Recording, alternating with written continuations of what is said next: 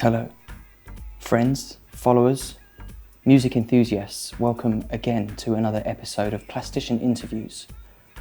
This week, I'm going to be sat on the sofa with Loefah and Chunky, part of the Swamp81 crew. Enjoy.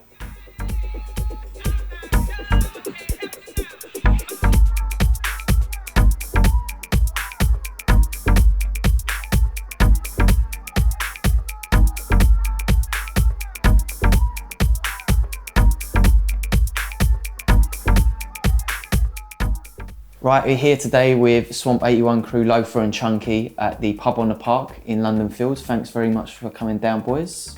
Thanks for having us down. So what was the thinking behind starting up Swamp in the first place? So what was the idea behind it? Dubstep became a scene. Do you know what I mean? Do you remember that? Yeah, it was like, it wasn't quite, or it was like a scene that was recognised by the media. And that was what made it a bit different. And then it all became a bit homogenised. And that was when that kind of noisy sound came around. So I was like, right, I'm going to start a new label. And originally I started it to focus on more the kind of dubstep where I'd come from, the kind of half step, subby kind of, stripped back sounds. So I was feeling that, and at the same time I've got the foot crab tune from Addison Groove. And I loved that. I was just like, this is exactly what I want to represent. This is where I think I should be.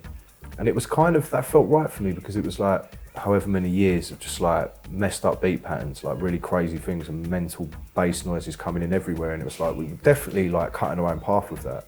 At the same time, by the end of it, it was very confused. And it was just, I don't know, I definitely felt like it was necessary for me and what I was doing to sort of come back to the source and come almost to start again. And then it just kind of went from there, really. And it was just like, all right, so we're exploring sort of traditional club music and drum machines, still quite bassy, do you know what I mean? So still kind of related to where we come from. And it's just like, right, well that's the idea, really, and let's just see where it goes, you know? You two have obviously built up like a rapport on stage. You kind of know what Lo's going to play, he knows what you're going to say on the mic, when to do what. Yeah. And it's almost become like a staple of like, it's something that I think of when I think of Swamp and the sound that is associated with the label. I think of like hearing your voice. And like you're obviously like a big part of all the events. But when you do your own events, obviously you're always there, everyone knows expect you. But if say you were booked on like a more sort of techno or house kind of lineup and you bring in chunks, how is the reaction to you? Because like having an MC or like a host on that in that kind of world is almost alien. Yeah, I know. Like I remember, one of the first times we did it in Germany. This guy come up to me. He was like his mind was like blown, and he loved it. He's like, I don't know what you're doing, but you're playing techno and you've got the black MCs and you've got rewinds. And we were like, yeah. I don't know. It's a funny one because it's like, I don't know. It's like, it's kind of unapologetic. That's what we do. If you've booked us, and it's not like you've just booked me and I've brought an MC. You've booked both of us, right? So it's like, we're playing our set. But and to be honest, kind of back to the original question, when I get booked without chunks, it's not really the one. No, doesn't feel like a... It's all right, and certain times it's great, but it's just, there is something missing. Because you are right, since I've been building the Swamp sort of sound and brand, I've been doing it with Chunky. And so he is like as important as any other part of the team. We've built it up in the way that we work together. Do you know what I mean? And because I've got chunks, I can play messed up tunes with like one beat every half a minute and just pure beeline and a couple of cowbell. Which is sick, by the way. And that's what we love, do you know what I mean? But I've got chunks there, and if I drop a tune like that on my own, I'll look up and in the club there'll be a few heads just like, this is sick, what's going on? Like, and there'll be a lot of other people just going, what are you doing? Has he stopped playing? Let's have a full beat, you know what I mean? Where if Chunks is there, he'll be like, this is sick, and he'll have his like, it's just his face on. He's just got his face. I can't even think what to call it because it's just the face. It's kind of like When people are that confused by what you're playing, having an MC who's he hosting... translates it perfectly. Exactly, he's telling them this perfectly. is what's going on. Since we started doing the Swamp thing, Europe doesn't really get us as much. They're like, I think we're too close to techno, and they've got their own idea of what techno is, and so we come along and they're like, what are you doing? Yeah. But over here, bang. Every city you go, it's just like they understand it, they get it, and they have a wild party. Do you know what I mean? MCs have been a massive part of the UK dance continuum. I've never been a DJ without an MC since I was 14. If you were to try and explain or describe the actual sound that makes up a swamp set, how would you describe it? What are the elements? Do you know what it is? I think there's a common 2 or 3 common loose factors within the sound, which all the producers are aware of and all have them sort of in their head when they're bringing music to the table. But each one translates that in a different way. But it is kind of like, it's basically forward thinking, looking to the past, bassy kind of minimal music with a kind of drum machine influence. How did you kind of build a sound, if you like, and within the label around the drum machines? How important were those specific machines to Really important.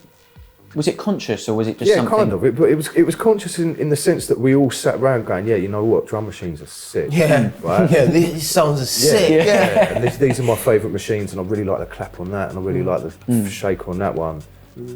But it's like it's not actually like there's a manifesto. It's just like a group of like-minded people who want to work together towards like a common goal. There is no genre really for us to fit in. You know, and it's like I don't want that to ever have to happen again. So it's important to sort of, so instead of aligning myself and the label with a scene, we aligned ourselves with a sound. You know what I mean? You've got a team, and you're all kind of from the same mindset, I suppose. And you just do your thing together. You're not really looking on anyone else. Just, you know. People still want bass music. There's like been a rise in house music. So what you're doing is working on all levels. Do you feel like this year has been like really pivotal for you, or? I think every year has been just as important. That's exactly what I was going to say. You know what I mean? As the years that have like, just saying yesterday to like Yella,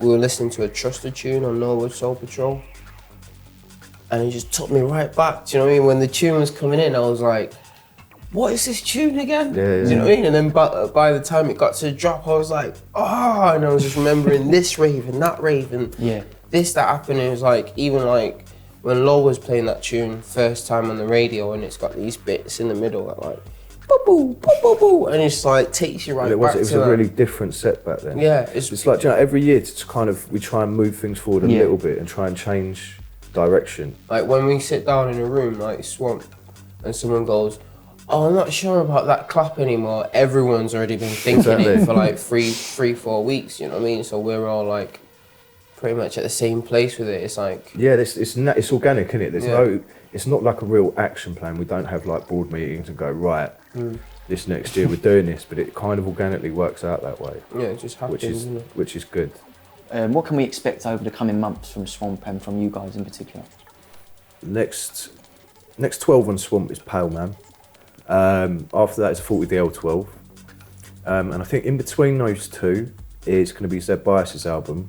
So yeah, that's next up release wise. I mean, I'm working on a remix for Phase Miyake for I think Rinse or Tempa or one of the associated labels. Yeah, it's coming on.